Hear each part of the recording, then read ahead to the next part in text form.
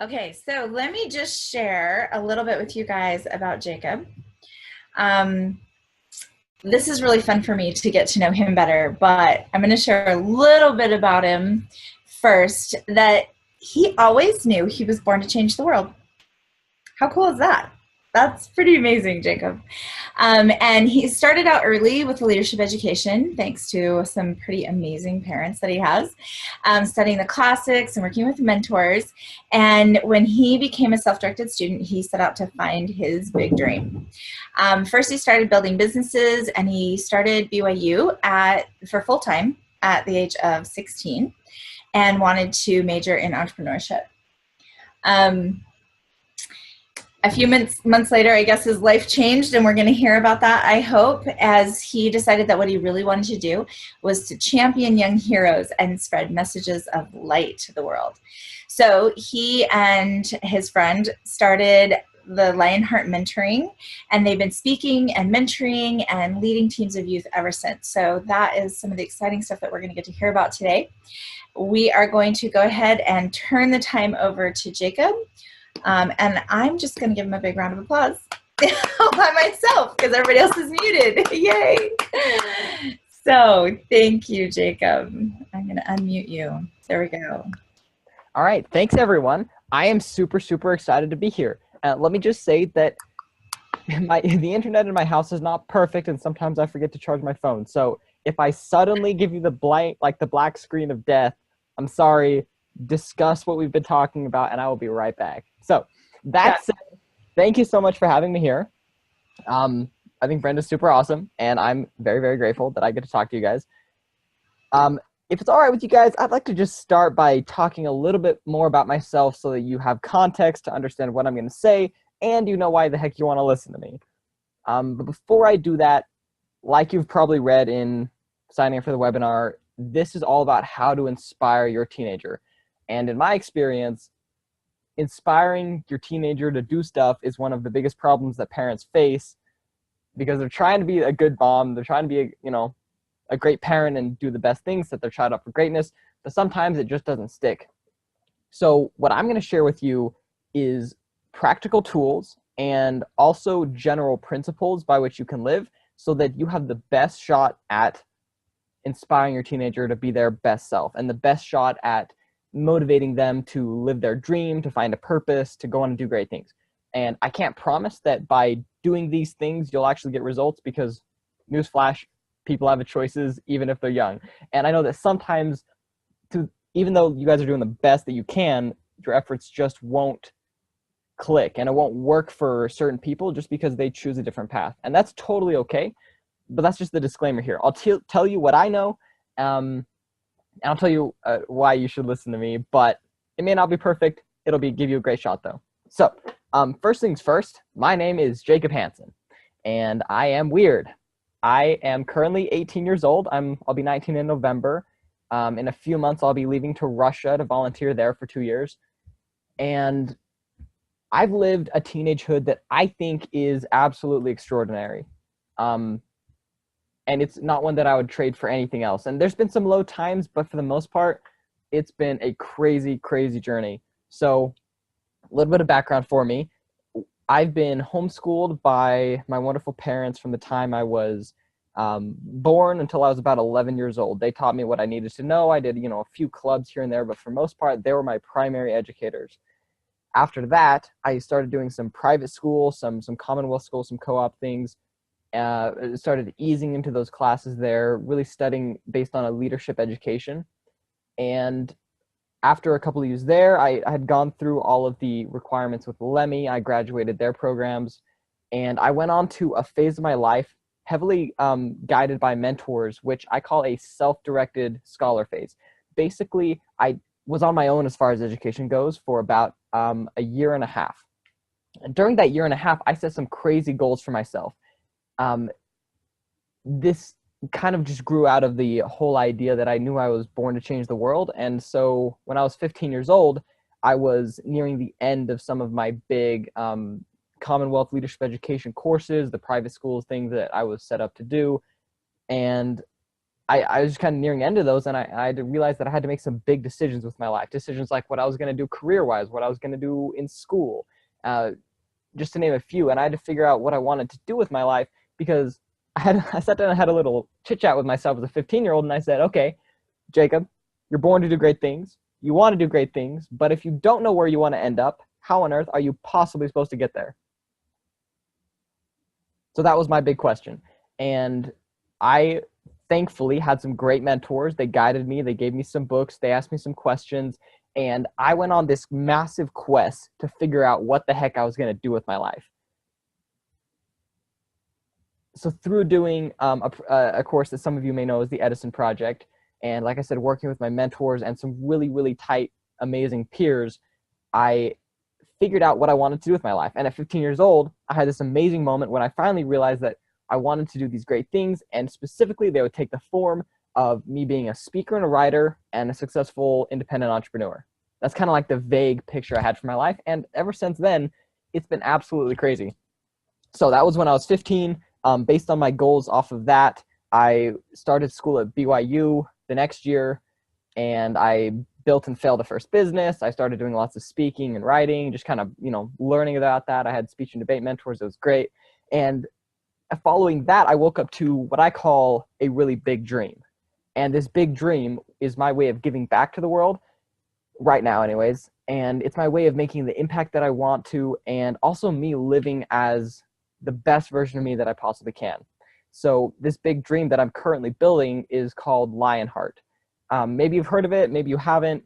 We are a group of teenagers who basically sat down one day and said, man, there's a lot of potential out there in the world of youth, but they don't always live up to it. And we can make a huge difference by rallying them, not from a parent or a mentor or a teacher perspective, but from a peer perspective.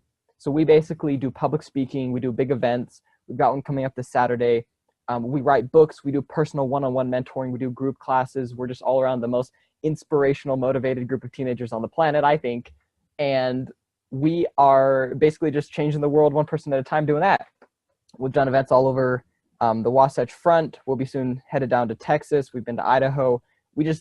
That's kind of the dream that we're living, and that's what we're building. So that's a little bit about me. But the reason I tell all of you that is that I have had some amazing mentors. My mother is definitely one of those, who helped me learn how to be my best self. And then over the last 2 years, I've been going out in the world and trying to solve the problem of how you motivate teenagers and how you inspire them. And I've had amazing experiences that I like to call miracles, where I just get to work with people one-on-one, these teenagers, and show them a different life. So anyways, that's a little bit about me. That's a little bit about what I do. I want to give you 3 stories to start out with. These are real stories of real youth that I've worked with and learned beside and mentored, and they're going to teach you some very valuable things, I think, about what a parent can do in the role of mentoring their youth. So I'm going to use a couple of different terms here. I've kind of picked them up as I've been doing mentoring and speaking, because at Lionheart, we just like to name things, epic things. Wow, that was super articulate. We like to name things that are normally ordinary. We like to give them epic titles. So, for example, we like to call our students heroes, because that helps us remember who they are. And then on top of that, one that I'm going to be using a lot today is the term champion. So I consider myself an expert on how to be a champion for youth, not necessarily a parent and not necessarily a mentor for all of youth in their entire life, but in the role of being a champion. That's what my principles are going to apply to today. A champion is someone who plays a very key role in encouraging the hero of a story to overcome a specific obstacle that they're stuck behind. A champion can play a large role, it can play a small role, but it's a very, very critical one. So whether you're listening for your own sons and daughters, maybe you have service opportunities in neighborhood or church where you get to work with youth, these can all apply there, okay? So, first story. This first story is about a girl named Grace. And Grace was honestly one of the fastest learners that I have ever had the privilege of working with. She is amazing. When Lionheart started, we did this massive big first event. And as a result of this big first event, Grace came up to us And she's like, wow, you'll never believe it, but you actually saved my life because I was suicidal. And what you've talked about tonight just really gave me hope. You helped me realize things in a different way. I'm not going to kill myself. I'm actually going to go out there and live a life. Also, will you mentor me? And so listening to that, I was like, wow, we made a big difference. And also, heck yes, I will totally mentor you because you're just barely getting started. There's so much we can learn. So that was where Grace was coming from. And in the course of 5 weeks that I was mentoring her, she not only found her reason to live again, which was a huge step, but she also overcame this huge chronic anxiety. She went from having panic attacks all of the time to having them not at all. Like, she literally hasn't had one in 2 years, or I think since we've stopped mentoring. She had a massive transformation there. On top of that, she healed a relationship with her mom and with her family. That one didn't happen quite as fast, to be honest. But she healed a relationship with her family. She started to live her dream faster because she's doing medical assisting right now. She got on that school track. She started achieving a lot of things in the academic world. Anyways, totally flipped her life around. And her problem was that, well, her problem was not that she didn't have an amazing mother. In fact, her mom is amazing. A lot of you probably know her, actually, and she does mentoring, and she teaches people how to live amazing lives, and she's super spiritual, and she's like just an incredible woman. But Grace couldn't see that. And that's honestly one of the biggest problems about, well, and also opportunities that have to do with youth, is sometimes they're really resistant to their parents and to older mentors who see things in a different way. I'm sure some of you are like really nodding your head like, yeah, I know. I like, if only someone would listen to me, then I could teach them. You've been there, right? Yeah, right. For sure. It's probably one of the reasons why a lot of us teach other people's youth, and because at the same time we're asking other people to teach our youth. Because at that point, yeah, they need something more than their parents. They need something different. It's not that the parents are done with their usefulness, right? But I don't know, maybe it's like parent saturation. The sponge is full. They need to squeeze it out and get it from somebody else. It's really a great thing. Yeah, thank you, Brenda. That is 100% true. And that's actually the biggest thing that I want to take out of Grace's story. She changed so much and she grew so much in a very short amount of time, but it wasn't because I had revolutionary ideas as her mentor.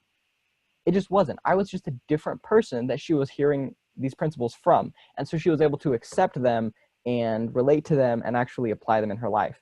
So, as terrible as it sounds, sometimes as a parent, the best thing you can do for your child is to just take a step back, to be there for them, but then to just find other ways so that they can connect with peers that are going to teach them. They can connect with other mentors, people they look up to who are also a good influence. So that's principle number one.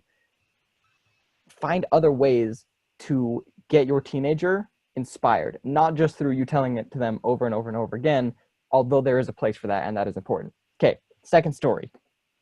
This is with a young man named Michael, and Michael is incredible. He's honestly one of the deepest thinkers that I know, and he is going to do some incredible things with his life. He, however, has this interesting situation with his family where so he came to me and asked me to mentor him, and I'm like, yes, dude, that's awesome. And as we started mentoring, there came up this reoccurring thing. He did awesome things, but despite his capacity, his family was very resistant to let him go out into the world and fail. I've actually seen this with a lot of youth. Some parents, especially moms, and I don't mean this in a disrespectful way, because like I love my mom, and like sometimes I'm super grateful for her love and care and how she nurtures me and holds me into the nest and takes care of me. That's all wonderful. But there comes a point when you have to let your kids fail and you have to let them have the freedom to try and to do. And if you don't give that to them, if you don't encourage them to go out and do something that you know they will fail at, then they will be limited in their growth. And that was really the case for Michael. So, and like I said, this has happened to a couple of youth I know, and honestly, it's one of the saddest things to me.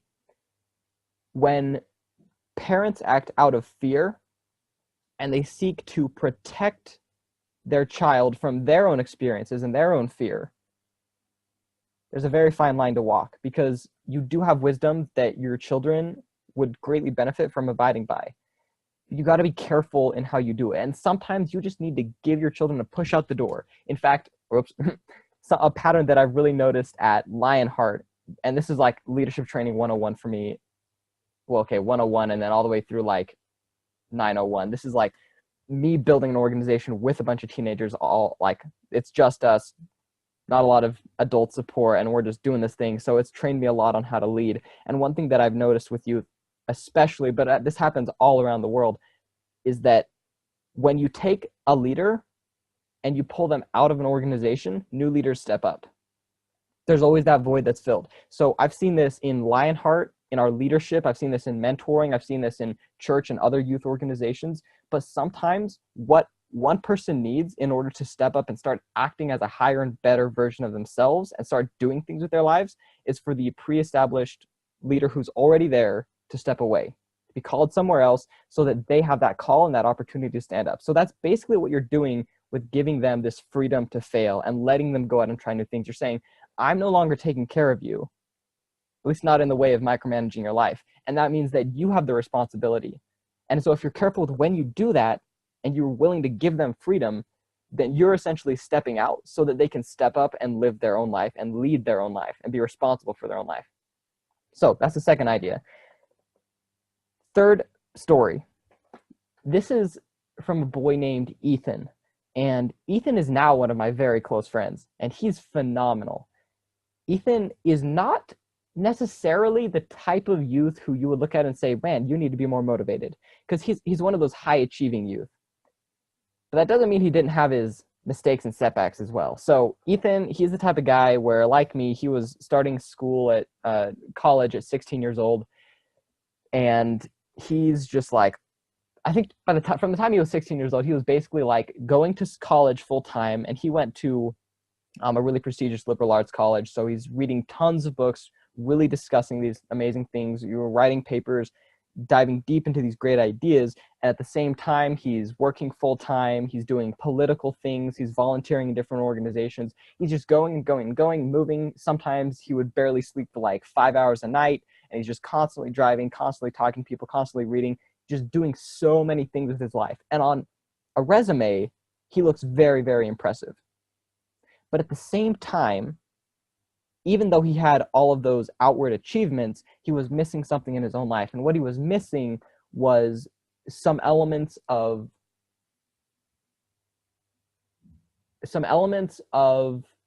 peace in his own life, and some elements of his life being in alignment, and some elements of being happy and fulfilled.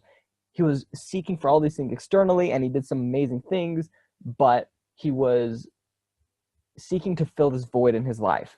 And that's something that sometimes it's hard for parents to notice, because you see your kids out doing all these amazing things. You're like, okay, you're great. But sometimes there's a greater need that even the high achieving youth don't have solved. And that need for Ethan, and that need for many of the youth that you get to mentor and teach, and sometimes, and also the ones that you get to parent, is he needed to be loved no matter what. And honestly, I think that's one of the most important things you can ever do as a human being, let alone as a parent. But sometimes the only thing that's holding one person, especially in place, is the fact that someone loves them and someone really truly cares about them. So Jacob, yes, let me ask Brenda. you a question. So, I mean, of course, we all feel like we love our kids, right? We feel like we give, and especially as mothers, we feel like we give them an abundance of that, I think, most of the time. That's the nurturing thing that doesn't let them out of the nest, right? But I think sometimes, maybe due to whatever chaos maybe they're going through, when there's a lot of hormones going on, and, you know, especially these younger kids, sometimes they bring some of that baggage with them, and they just can't get past it.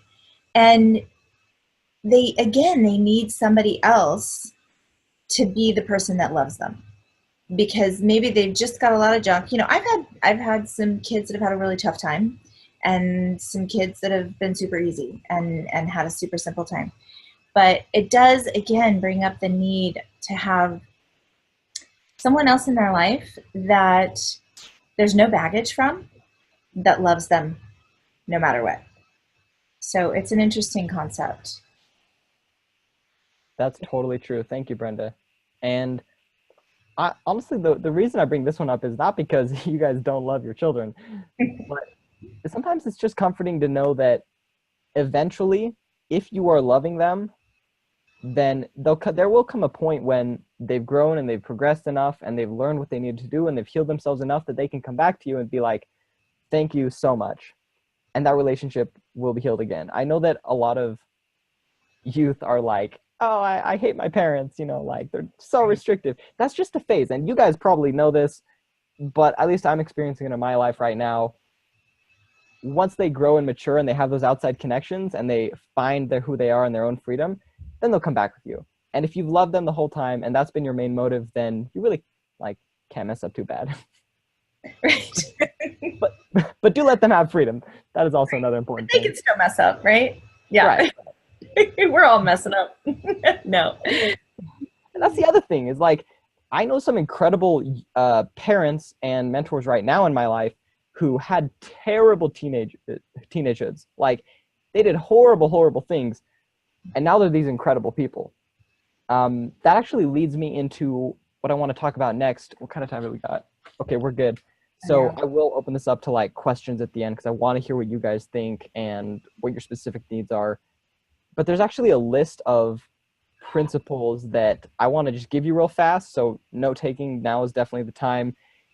And these principles are something that have to do with being a champion. I actually wrote about them in this book. By the way, I wrote a book. This is actually a book that I wrote with the other Lionheart mentors, basically youth my age who are speakers and mentors, and we've trained them and things like that. And this book is all about how to be a mentor, how to be a champion. So I wrote about this thing that we call seeing with the eyes of a champion. And the basic premise of this whole principle is that how you see someone dictates how you will treat them. And as a mentor, no matter who you're working with, if you can properly see them, then you'll see without any bias and without any ego, and you'll be able to see what they really need, even if they reject it. In fact, that's sometimes the hardest part about seeing someone properly is when they don't see themselves the way that you see them, and they don't see you the way that you see them or the way that you see yourself. And so that can be really difficult. But I'm going to teach you these things because I found that sometimes if you can just see through these principles, they'll give you an immense amount of peace, and they will also, in some situations, completely change a situation just because you're applying one simple principle in how you see. So, we got to talk about these? Yeah, go for it. I'm excited. I got my notepad right here.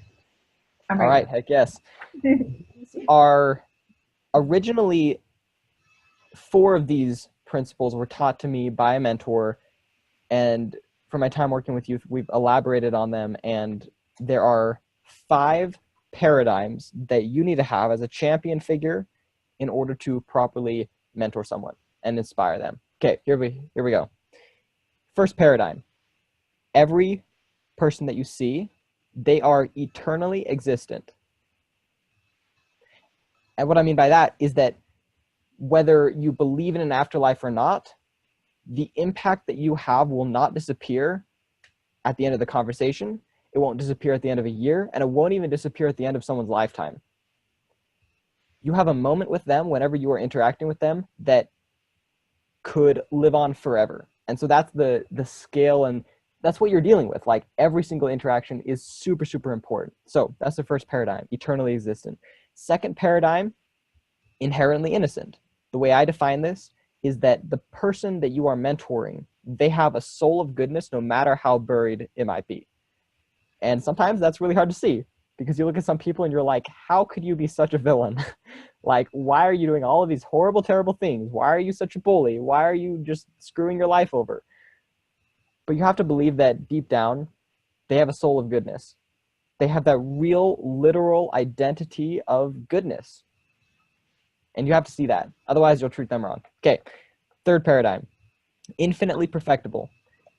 The way I see this is that no matter the past, no matter everything that they have done, they always have the potential, the true honest potential, to achieve a perfect transformation.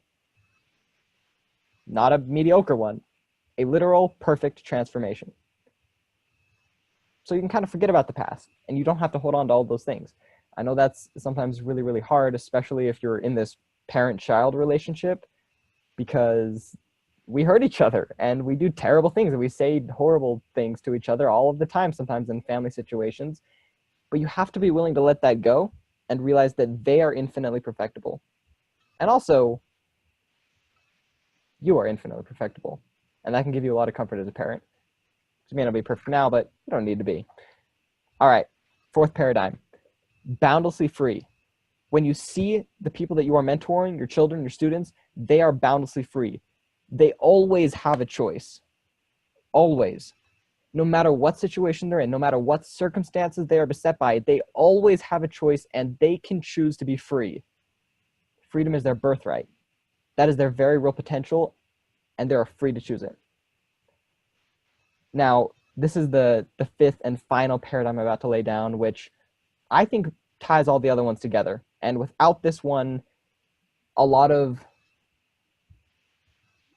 feel like a lot of educators and a lot of parents make minor mistakes as they're mentoring. It comes down to they're missing this last one.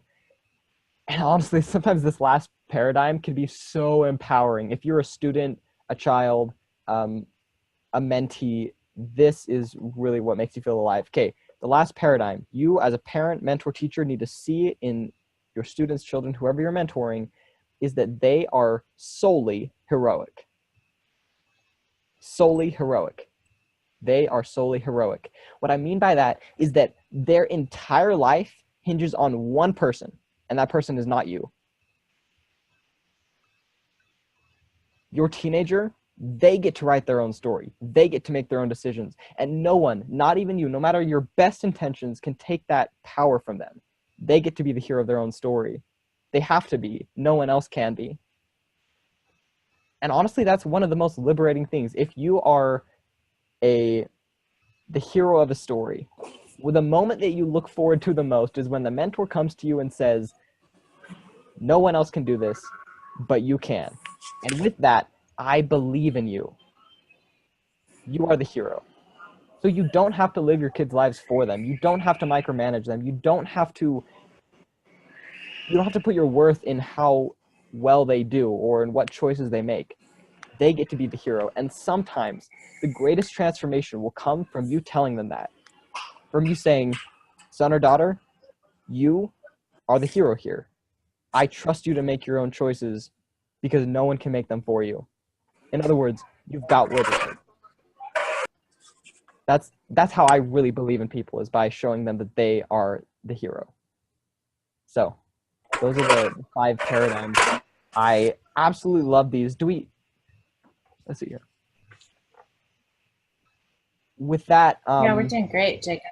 Okay, good. This is super awesome. I am loving this. I've literally seen story after story of friend conversations, of parent conversations, of peer conversations where someone whips out these paradigms and the entire interaction changes. It's really powerful. It's really powerful. And some of them I've heard before. The infinitely perfectible has been something that has been a part of me, I think, for a long time. But I love the 5th concept, the solely heroic. I feel like that's kind of new language for me, and it's really something I just want to get my teeth into and really think about and discuss more. And talk to me a little bit. I'm going to put you on the spot a little bit, but talk to me a little bit about what it's like, what the difference is for you when you look at somebody with that kind of a paradigm versus not. Because there's got to have been times before you learned this, right? To now, and how that has differed for you. as when you see somebody that way? Do you have any examples you could give us or kind of share a little bit more about that concept with us? I think he froze. Darn it. That's what I get for putting him on the spot. You're back. Maybe. So, no. Okay. Yeah. Yeah. Okay. Just let me know if that happens again. Okay. Yeah. So I was not necessarily the type of person who gets road rage and thinks everyone is a horrible human being. Like, I'm actually a really apologetic driver, and I think that just says a lot about the different difficulties that I get to struggle with. And so for me, before I learned these principles, it wasn't that I was angry at people all the time, but to be honest, I just kind of looked down on them a little bit. And the way that I looked down on them was I looked down on them from this perception that said they have to measure up to something. So I had requirements for other people. And this served me to a certain degree because I would hold people to very high expectations. I didn't expect them to be lame, but at the same time, I expected them to be very, very good and to meet certain high expectations. And that is super, super important. That's absolutely critical. And honestly, I think society lacks that a lot, especially with teenagers, is they do not expect them to be to do great things or to be great, and that limits them. But there is a balance there. And I think I overdid it for a very long time where I would just silently judge people because they didn't live up to what I thought they needed to do. And when you're judging someone, it's really, really hard to help them transform their life. Whoop-de-doo. I know that's a shock to everyone. Leave that in for a sec. It's right. We should think about that for a minute because I think that we definitely, as parents, we fall into that trap of our kids maybe not living up to our expectations, or we have a fear that our kids are not going to live up to that height. And I think then that fear causes other problems. It's true. But the beauty of it is, like, okay, so you're looking down at someone who is making a bad choice and you see that it is not the good choice and you think to yourself, saying it, that's really disappointing. And you have the temptation to judge them and say that, that's horrible. Don't do that. I'm disappointed in you. And even if you don't say those things, that's the temptation, at least for me. But what I learned is that if you choose to see them in these ways, I'm just referring to this because this is where I wrote them. When you use those, then they actually transform and make the good choices way faster than you could ever imagine. So for me, it's just this difference of realizing that who they are now is not who they can be in even an hour.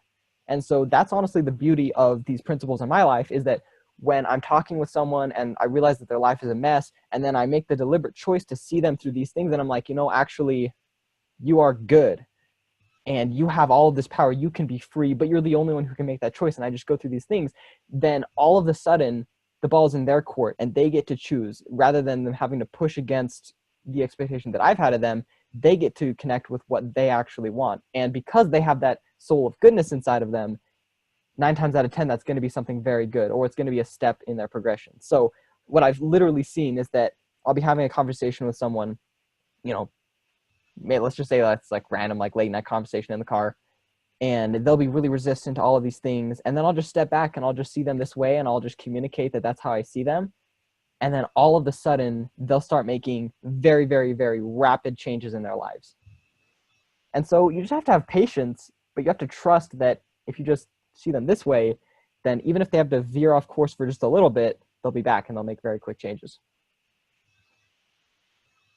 That's great. It's hard to trust sometimes, but it's a great concept and it's true. It's very true. And it goes back to what you were saying earlier about failing and letting them have their own failures. And that is powerful. That is really powerful. Sierra in the chat box said, it's expecting them to be something right now instead of seeing who they can become. And she's very right there. Thank you, Sierra. That's true.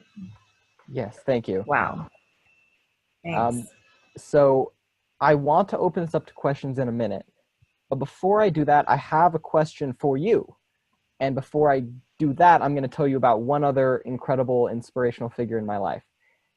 So this guy, his name is Benjamin Zander. Some of you may have heard of him. Some of you probably have not. And he's what I like to call a secondhand mentor because I don't actually know him personally. I've never met him. I've only listened to his stuff on YouTube or his CDs and things like that. Basically, Benjamin Zander is currently the director of the Boston Philharmonic Orchestra. He's also the art of a book called The Art of Possibility. And what Benjamin Zander spends his life doing is teaching people to love classical music by conducting it, by teaching from the stage, by working with students. And then he also talks about leadership. So it's this really awesome combination. Go look up his TED Talk. It's called The Art of Possibility, I think. Otherwise, just look at Benjamin Zander.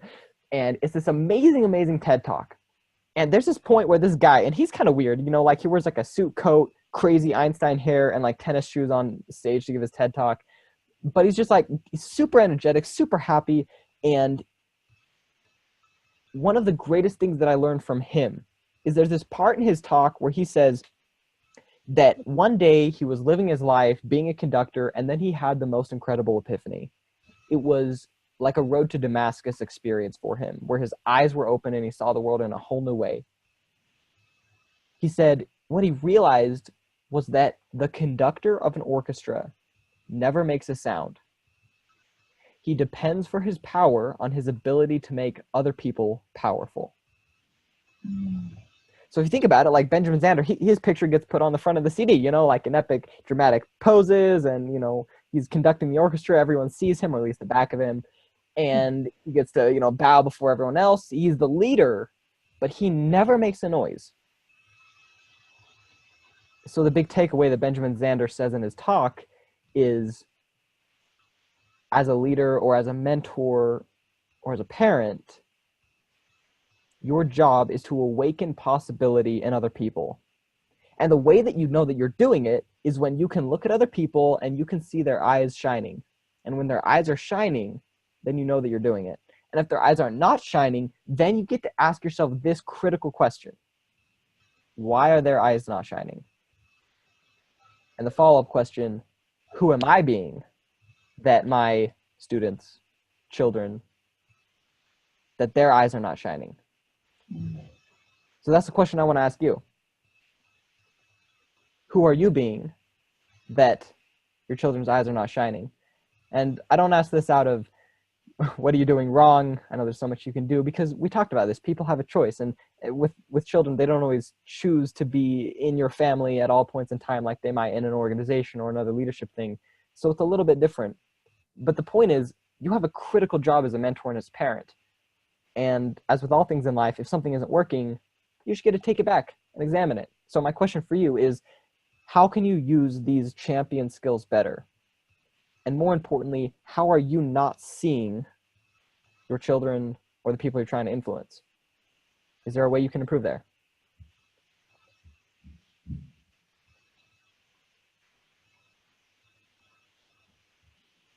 That's awesome stuff. That's like take that question and go on solo for an hour. Absolutely. I recommend that.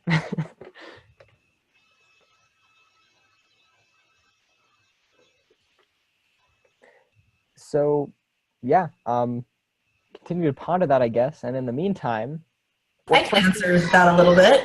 Oh, yeah, please. So I had an experience yesterday. My 12-year-old son is doing a computer coding class, and he got in the car and he just started crying. He just had the worst experience ever. And we kind of started talking about what was going on, and he just told me how frustrated he was. I don't know how many of you guys have experienced coding, but I think coding sucks. I think it's amazing, but it's so really hard and intense. And but he just shut down us. I was kind of talking to him about how he should keep taking this class, and I could see the walls come down around him. I could just see him like tune out. And so I changed I changed the questions I was asking him a little bit to kind of figure out, because I knew there had to be something else there. And as we started talking about more, all these other issues that came up during the class. It wasn't just about coding. It was that he was feeling alone. He was feeling isolated, and he didn't know how to relate to some of these other kids in his class. And so as we kind of talked about some of these things, and me giving him tools to kind of how to talk to these people and how to just ask them questions. He didn't have to prove his point to them, but just how to help him understand them better. Now I was excited to go to coding today, which is I'm thankful for because it was an expensive class. But I could see those walls come down around him, and he just completely tuned me out for a little bit. So I saw that come into play yesterday. That's awesome, Sierra. Thank you. Anyone else want to share?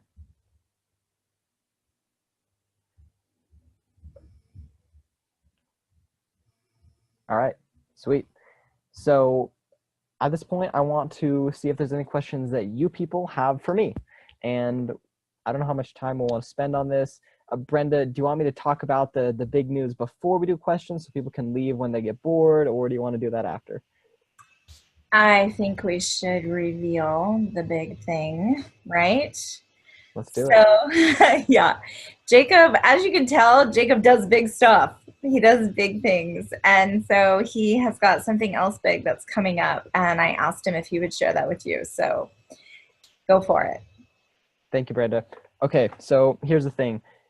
We talked a lot about how sometimes what a teenager needs to be inspired is an outside influence. I found this to be true in my own life, and it's very, very powerful. Not only that, but sometimes the greatest possible influence that a teenager can have comes from their peers. My life was incredibly shaped by the people that I chose to spend my time around. For example, I had a best friend who was an incredibly self-disciplined person, and he and I would literally go back and forth totally outside of class, just in our normal summers, just trying to motivate each other to do more and to be better. So we would keep each other accountable. We'd call each other every week, sometimes every day, and just report on goals that we had set for ourselves. We learned how to manage our time. We would hold each other to unreasonably high standards as far as things like dating goes. And it was absolutely incredible for me, and that totally shaped me into a big part of who I am today. And then I had other friends who would just talk about important things. And as soon as I heard someone be like my age, who I could relate to, say something like, oh yeah, like I'm just going to do this new goal, then immediately my reaction was, hey, if they can do it, I can do it. I want to do that too. I want to be cool like that. They're going to support me. They did it. It's not impossible. Let's do this together. So that is the incredible power that youth have as influencers on each other. And I've thought a lot about how to harness that, because I've believed for a while that if the current culture of youth that we have is going to step up to the next level of awesomeness, then it needs to come from the youth themselves. If you want a movement that's going to truly unite and rally youth and help them to be incredibly better, that movement can't start from teachers and parents who are trying to give it to youth. It just doesn't connect as well. It's got to start with the leadership that happens from within a group rather than from outside of it. So that's kind of the theory that I've been working on.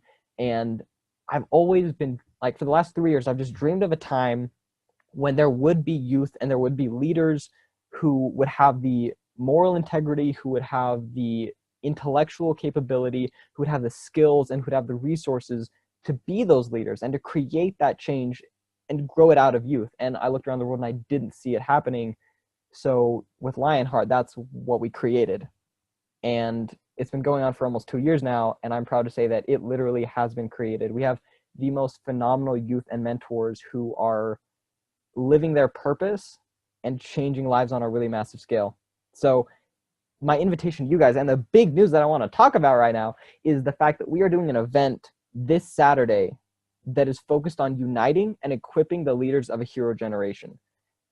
That's kind of like our big fancy thing, but basically it's just a bunch of teenagers who get together and do a transformational seminar. Like some of you have been to some of those before, you know kind of what I'm talking about. But the difference is that it's completely run by youth. Everyone from the staff to the CEO of the whole company and organization is a teenager. And it's a miracle. I've never seen anything like it in my life, but that's what we've created. And we see youth who are totally stuck in other areas of their life showing up to this event. And if they choose into what we're doing, we find them relating to us and them absolutely changing their lives, making huge steps of progress. And I want to invite you guys to sign your children up for it. And if you are a leader of a school or another youth group or something like that, I also invite you to let me know about that and to work out some group discount and get a lot of youth there. Our purpose is literally to change the world of youth forever, and we love it so incredibly much.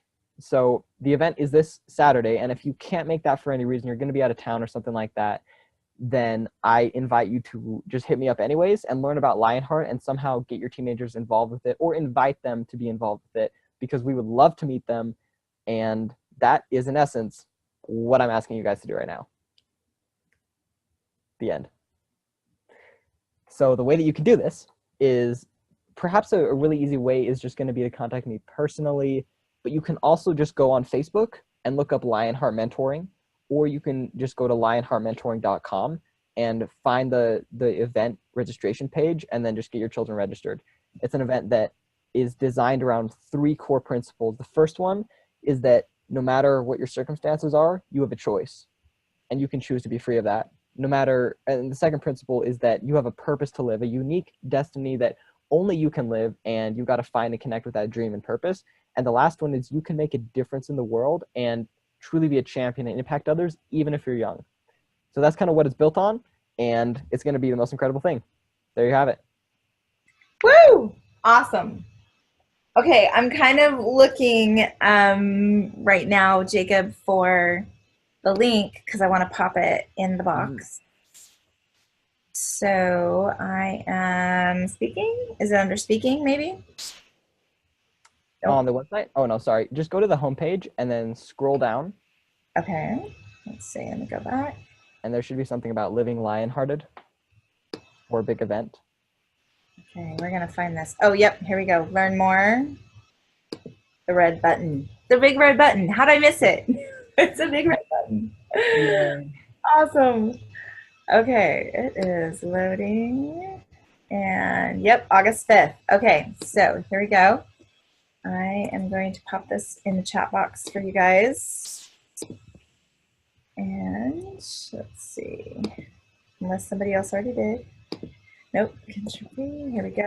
Okay, guys, so you can click on that right now. As soon as we close this out, then the link will be gone. So just go into the chat and click on it so it'll open up a browser window for you. You can decide what to do with it later. You can go take some time to read through it and stuff and see what they're doing. But also, Elizabeth asked the question, and I have the same question, Jacob. How can we get a copy of your book? That is a very good question. So let me answer this. The book, we wrote it as kind of a side project. See, some of you may be familiar with the book, The Screwtape Letters by C.S. Lewis. Mm-hmm. And for those of you who have read that, you know that it's a really fun way of teaching principles through writing letters. And so we took the same approach, and we wrote this book as a training manual for our Masters and Mentors course, which is basically where we train Lionheart mentors. We take these high-achieving youth who are ready for the next level, ready for the next step, and we teach them how to be mentors. So awesome. We wrote it for that. So I can answer the question. The answer is if your kids get involved and they really dig in deep, then they'll get a copy of the book. That is true. And at some point, we may be releasing this for the public, but I'm not sure that that's right now. Maybe give us a couple months and we'll adapt a version, put some awesome stories in it. So that's kind of the answer to the book. Basically, you can't get it right now unless you want to pay $50 and go on Amazon and buy it. We figure if anyone actually wants to pay $50 for it, then they deserve to have it. Right. But Netflix not really being sold to everyone. But yeah, get your kids involved, and I will somehow hook them up with a copy for sure. You can give them a little secret mission to go get a copy of this. Awesome, Jacob. You know what? And actually, I just have one more thing I want to say real fast, and it has to do with this big event. If some of you are thinking about registering right now, but you're kind of sitting on the fence, I actually want to give you guys a 33% discount right now if you register today. So it's going to be super awesome. The event only costs $30, and that's literally for a 3 o'clock to 9:30 p.m. event. It's crazy. Wow. But on top of that, I just want to give it to you guys for $20, and you can use the code that I'm about to give you and just go on the website and register. And if it doesn't work, then just send me a message on Facebook or something. But the code is kind of funny. The code is LionBug. One word, all caps. I'll write that in if I can. Okay, you go ahead. Hold up. And Nikki's asking where it's located. I'm sure it's up there in Jacob's located in Bountiful area. That's true. It's located in Sandy, Utah. And for those of you who are out of state, we have people coming down from Idaho to this. We might have someone stopping by who's from Canada. So don't let travel be the reason you don't show up. In fact, if you live far away, this would be the perfect trip to like get some other youth on board and make a road trip out of it. Totally bonds them for the school year, gets them started on amazing things they want to do. Anyways. Woo, scholar trip. Heck yes. Like talk about a kickoff for your next couple of years. Right. Nikki, you and I are going to have to talk because she's down here by me. So we'll have it. And Katrina's got, her kids need to be a little bit older, but that's true. It is 14 and up, just so you know. I probably should have mentioned that earlier. Oh yeah, that's good to know. Good to know. Mm-hmm. 14 and up. Oh, there we go. LionBug. Okay. So we got the link. We know where it's at. Yep. August 5th, which is this Friday. From what time again? Tell us the times again. Check-in begins at 2, and then it ends at about 9:30. And like you have everything from these incredible speeches given by youth art, like, okay, your children's age, and then you have board breaking, you have simulations, group activities, you have songs and music written by other teenagers who are super inspired. Like literally, we have people write their own songs about these principles that we're teaching, and they're amazing singers, like going to join bands and things like that. And they're all going to be there. So yeah, don't want to miss it. Awesome. Thank you guys so much. I love talking with moms because moms make a huge impact in this world. And if I haven't already, I just want to honor you guys for that and say thank you. You're doing an amazing job, and I appreciate you so much. Thank you, Jacob. You are a beautiful credit to your parents. I just want you to know that. And you're inspiring for us, and we need that shot in the arm. It's important for us. So thank you so much for showing us what's possible, and for putting together Lionhearted Mentoring, because I definitely know it's needed, and I have heard such great things. So you guys may not know this, but you know, I have family and I have a lot of contacts and connections up there by where Jacob's at. And I know people who have attended these events in the past, and they were blown away. So I had some parents, actually my brother and his wife attended one of your first events, I think, where you must have allowed parents in at one point, because I was actually up there at the same time. So this is the horrible thing for me, is I was up there doing a seminar at the same time that you were doing an event. And so I knew people who were leaving my seminar, just so you know, to come to your event. And afterwards, we heard about it the next day, and how amazing it was and how impactful it was on everyone that was there. So that was one of the reasons why I wanted to introduce you to everyone, because I know that you are creating something amazing and you are making an amazing impact on the world. So thank you. Thank you very, very much. Diane says, we wish we could take your breeze up this weekend. We already have a fun still in Utah. Oh, darn it. We'll hit you up next time, or rather you can hit us up. And the other thing we can do is we can go on Facebook and we can like your Facebook page, the Lionheart Mentoring page, and you'll recognize it because it'll have the lion thing and stuff that was on the email that I sent out. So that all came off of his webpage in the book. I stole them. So yeah, go on there, like the page, and then you guys will get the updates on when other events are happening. So sounds great. Okay, thank you, Jacob, very, very much. And we applaud you and we appreciate you. And perfect timing. So thank you. Awesome. Thanks, guys. I'm going to let everybody go. And the recording will probably be posted tomorrow. Okay? Okay, take care. Thank you so much. Thank Bye, you. everyone. Bye.